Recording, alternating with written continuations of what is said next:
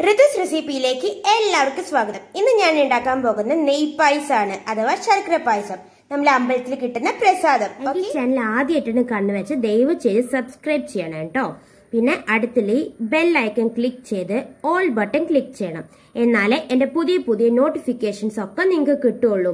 ഇപ്പൊ സബ്സ്ക്രൈബ് ആയിട്ടോ. ഞാൻ ഇവിടെ പച്ചരി എടുത്തിട്ടുണ്ട്. പച്ചരിന്റെ പകരം ഉണങ്ങലരി എടുത്താലും മതി.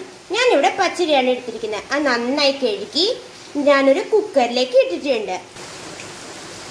ഇതിലേക്ക് 2 കപ്പ് വെള്ളം ഒഴിച്ചു കൊടുക്കാം. 1 കപ്പ് പച്ചരിക്ക് 2 കപ്പ് വെള്ളം എന്നുള്ള ഒരു ലെവലിലാണ് ഞാൻ ഒഴിക്കുന്നത്. ഇനി നമുക്ക് ഒരു വിസിലാവുന്ന വരെ ഇതൊന്ന് വേവിച്ചെടുക്കും. ഇനി ഇതിലേക്കുള്ള ശർക്കരപ്പാവ് ഉണ്ടാക്കാനായിട്ട് ഞാനിവിടെ ഒരു 1/2 ഗ്ലാസ് വെള്ളം ഒരു പാനിലേക്ക് ഒഴിച്ചിട്ടുണ്ട്. ഇതിലേക്ക് ആവശ്യത്തിന് ശർക്കര ഇട്ട് കൊടുത്തിട്ടുണ്ട് കേട്ടോ.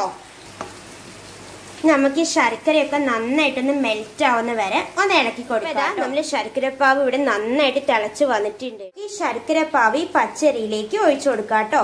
അരിച്ചിട്ട് വേണേ ഒഴിച്ചു കൊടുക്കാൻ. ഇനി നമുക്ക് നന്നായിട്ടൊന്ന് ഇളക്കി ഒന്ന് മിക്സ് ചെയ്ത് കൊടുക്കണം. നമ്മള് ഒരു 5 മിനിറ്റ് ഒന്ന് അടച്ചു വെച്ച് നന്നായിട്ടൊന്ന് വേവിച്ചെടുക്കുന്നുണ്ട് കേട്ടോ. നമ്മൾ ഈ പായസം ഒന്ന് നന്നായിട്ടൊന്ന് കുരുകി വന്നിട്ട് ഇനി ഇതിലേക്ക് 1 കപ്പ് തേങ്ങ ചെരുകിയതും കൂടി നമുക്ക് ഇട്ട് കൊടുക്കാം കേട്ടോ. എന്നിട്ട് നമുക്ക് ഒന്നുകൂടി നന്നായിട്ട് ഇതൊന്ന് മിക്സ് ചെയ്ത് കൊടുക്കണം. ഇനി ഫ്ലെയിം ഓഫ് ചെയ്തതിന് ശേഷം ഞാനിവിടെ 2 സ്പൂണ് നെയ്യ് ഒഴിച്ചു കൊടുക്കുന്നുണ്ട്. നെയ്യിന്റെ ടേസ്റ്റ് ഇഷ്ടമല്ലെങ്കിൽ ജസ്റ്റ് ഒരു 1/2 സ്പൂൺ ഒഴിച്ചു കൊടുത്താലും മതി. നെയ്യ് കൂടുമ്പോൾ നല്ല ടേസ്റ്റ് കിട്ടും നമ്മുടെ പായസത്തിന്. ഇനി ഇതിലേക്ക് ഒരു ഏലക്ക ചെറുതായി ഒന്ന് ചതച്ചിട്ടതും കൂടി ഇടുന്നുണ്ട്. ഏലക്കേന് പകരം നിങ്ങൾക്ക് വേണമെങ്കിൽ ജീരകം ഒന്ന് വറുത്ത് ഒന്ന് ഇതിലേക്ക് ഇട്ട് കൊടുത്താലും മതിയാവും. ഇനി നമുക്ക് ഇതിലേക്ക് പഴം, നേന്ത്രപ്പഴമാണ് ഞാൻ എടുത്തിരിക്കുന്നത്. ചെറുപ്പഴമാണ് ഇതിനേക്കാളും ടേസ്റ്റ് ഉണ്ടാവും കേട്ടോ. പഴം ചെറുതായി അരിഞ്ഞതും കൂടി ഇതിലേക്ക് ഇട്ട് കൊടുക്കാം കേട്ടോ.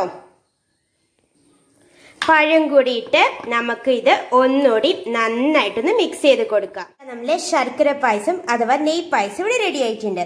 നമ്മൾ അമ്പലത്തിൽ കിട്ടുന്ന അതേ പ്രസാദ പായസം കേട്ടോ. അപ്പൊ നാളെ വേറെ റെസിപ്പി ആയിട്ട് ഞാൻ തീർച്ചയായിട്ടും തിരിച്ചു വരും. അതുവരെ ബൈ ബൈ.